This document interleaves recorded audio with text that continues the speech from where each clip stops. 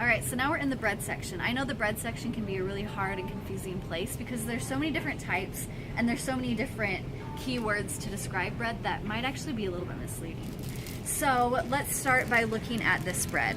So I'm looking at the front and it says wheat sandwich bread, which is, you know, a step in the right direction, right?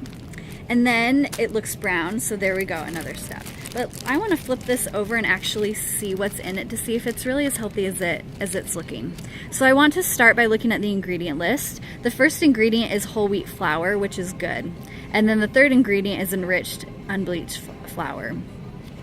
And so this is going to be not whole grains, so that's something to kind of watch out for. But then to confirm to see whether or not it really is healthy, I want to look at this up here. So first I'll start with the fiber. A good healthy whole grain slice of bread is actually going to have about 2 to 3 grams of fiber in it, and this does not. So that tells me that this does not have as many whole grains as I would like to see.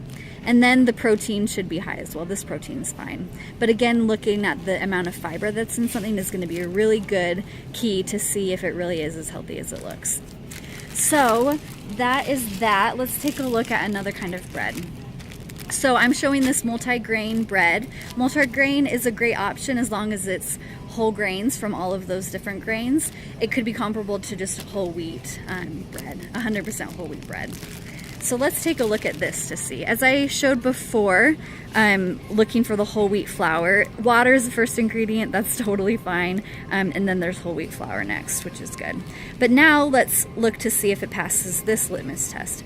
So the dietary fiber here is 5 grams, which is higher than that 2 to 3, which is fantastic. And then the protein is higher as well.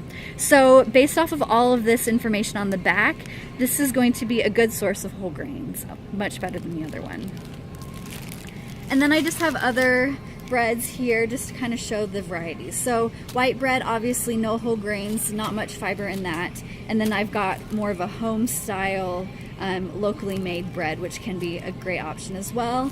But again, make sure to look at the ingredient list and the label to see if it really is as healthy as some of the other options.